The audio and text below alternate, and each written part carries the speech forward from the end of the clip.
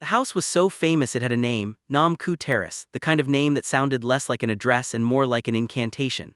To say it aloud was to conjure something, a chant, a superstition, a call to the wild to awaken something that should have remained sleeping. Since childhood, Jiggy had walked by it every morning on her way to school, her hand trapped in her older brother's impatient grip. While he dragged her down the road, muttering about lateness, Jiggy craned her neck toward the mansion's white walls and tall trees, to the shimmer of its iron gates and columns just visible through the foliage. She imagined gardens filled with English roses, winding mazes, and herself, transformed, gliding through the greenery in a ball gown.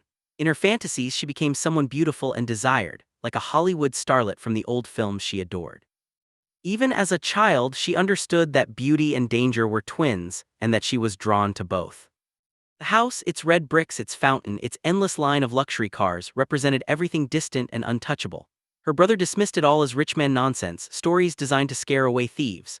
But Jiggy, living in a cramped Wan Chai apartment with her mother and brother after their father had long since disappeared, needed to believe that beauty existed somewhere nearby, even if it was cursed. In their tiny flat, her mother worked late hours as a secretary, balancing coins against the cost of rice and rent. The air smelled of ink, paper, and exhaustion. Nam Ku, by contrast, seemed to hold all the promises of another life, a world of silks, chandeliers, and secrets too elegant to be entirely good. At school, Sister Lucia fed those fantasies with a whisper. The nun told Jiggy a story she wasn't supposed to about a wealthy silk merchant who built Nam Ku Terrace for his young bride, about the daughter born into that house, beautiful and gifted, adored and doomed. The merchant, greedy even in love, sold his daughter into marriage with a shipping magnate's son, sealing her youth for profit. When she tried to flee, her father locked her away, and by morning she was dead, hanging from her chandelier, her delicate neck broken by her own hand. Sister Lucia called it a sin unforgivable before God. But Jiggy only thought about the girl's body swaying in the morning light, her hair veiling her face. In the privacy of her narrow bed, Jiggy imagined herself brushing the hair aside, not from fear but reverence. No one should die unseen. After that, the ghost of the merchant's daughter became as real to her as the air. She was said to wander the halls, weeping, sometimes headless, sometimes still half attached by torn muscle and skin. Jiggy didn't know whether to pity or fear her. Perhaps she thought to be beautiful was to be cursed, to have one's life and death forever remembered by strangers. A year later, the world shifted. Her brother left to fight the Japanese invasion, his absence another hollow in their home. Their mother turned her grief into stories. He was a spy, a hero, his absence noble rather than unbearable. Jiggy didn't believe her. The war was swallowing men whole. How could any of them return? At dinner, she stared at his empty chair, at the missing shape that completed their family. There had never been a place for their father at the table. And now even her brother's absence felt like a continuation of that original wound. With no one left to hurry her, Jiggy began to linger by Nam Ku again. The mansion, silent and uninhabited for so long, suddenly stirred. One morning she saw movement behind the gates, servants loading trunks into black cars, soldiers standing guard in khaki uniforms. The Japanese had taken the house. Hidden in the shade of a cedar, Jiggy watched and held her breath. Then she saw her, the girl in the pale green dress, holding a straw hat, a leather suitcase at her feet. The figure turned, and Jiggy realized with horror that there was no face at all, only a fall of black hair where eyes, nose, and mouth should have been. Yet Jiggy felt the weight of that gaze, knew it was studying her, seeing her even without eyes. The sickness that rose in her throat was not just terror but recognition. Ghosts, she thought, the ghosts are real, and she ran. For weeks she avoided the house, even if it meant longer routes and late arrivals. But the faceless girl followed her in thought, into dreams, into waking moments, a shape at the edge of her vision. Then one rain-drenched afternoon, Jiggy was forced to pass by Nam Ku again. She was late, her mother would be furious if the rice wasn't on the stove. So she ran, eyes closed, muttering to herself not to look. She didn't see the arms that seized her from the dark, dragging her across the slick stones toward the house. She didn't see the soldiers, the doors closing behind her. Later, when she awoke in a room heavy with velvet curtains and the sour smell of fear, she would remember only the moment she chose not to look, the last act of willful blindness in her life. What came next, imprisonment, survival, horror, would teach her that to endure meant to see everything, no matter how ugly. From that night on, Jiggy vowed never again to turn away. Years, perhaps decades, pass. The story shifts across generations and oceans to another woman, another house filled with ghosts of its own. Alice Chow has never seen Nam Ku Terrace, but her life is threaded with hauntings that are quieter and more domestic, the kind that hide inside mirrors and family photos. When she was a child, her father died suddenly, leaving behind a house that refused to forget him. At night, she would pass his photograph in the hallway, a frozen image of him holding a fish, grinning in triumph, and sometimes she swore his expression would change when she looked away.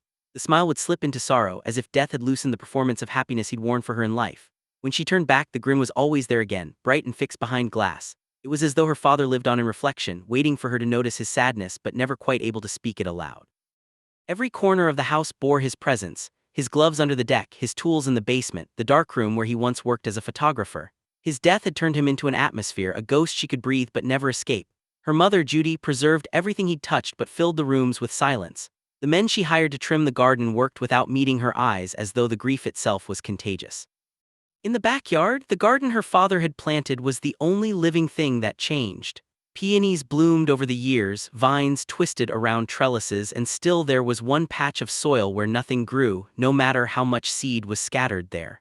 Her mother said it was where her father buried a cat. But Alice felt it was something else, a hollow in the world that refused to heal. As a girl, she would sit there, sifting the soft dirt through her fingers, trying to summon her father not as a ghost or photograph, but as a man she could remember. Her memories, though, were fragile things, half-truths, half-inventions. She could recall his rough cheek, his favorite food, his love of Cher and Tina Turner, his joy in the planetarium where he'd hold her hand as the stars came alive. But as she grew older, she began to doubt whether these were real recollections or stories she'd told herself so often they had replaced the truth. She was haunted not by his spirit but by the instability of memory itself, how it stitched together longing and invention until she could no longer tell one from the other. That was how Alice learned to live with ghosts, not as apparitions but as absences she had to keep feeding. Her father's death was the original haunting, and she carried it into adulthood, into motherhood, into the same house that had once been his. She told herself she stayed because it was familiar, but in truth it was because leaving felt like erasure.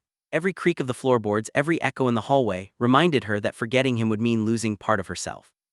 Now in her 40s, Alice lives in the same decaying house with her 2 children, Luna and Luca, and her exhaustion has become its own haunting. She hasn't slept properly since Luna was born. Her life is a loop of waking, feeding, rushing, collapsing, a restless rhythm measured in minutes, not hours. In the mornings, her son shakes her awake, begging for breakfast, and she drags herself through the motions of being alive. In the cracked mirror of her bathroom, her reflection fractures into pieces. For a moment, she glimpses a younger version of herself, glowing, whole, the mother she imagines she should have been.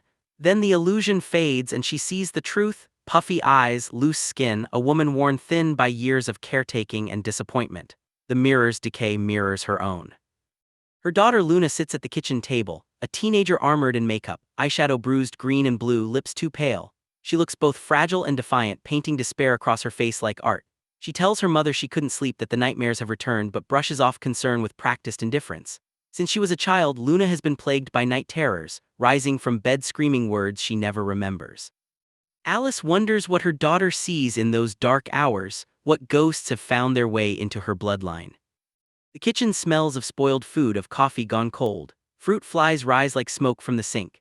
Alice swats at them, telling herself it's easier not to look, easier not to notice the decay. When Luna reminds her about the school trip payment, the one Alice forgot again, something small and sharp tears inside her. She promises to fix it, to call the school to make it right, but Luna has already turned away. The slammed door is an answer in itself.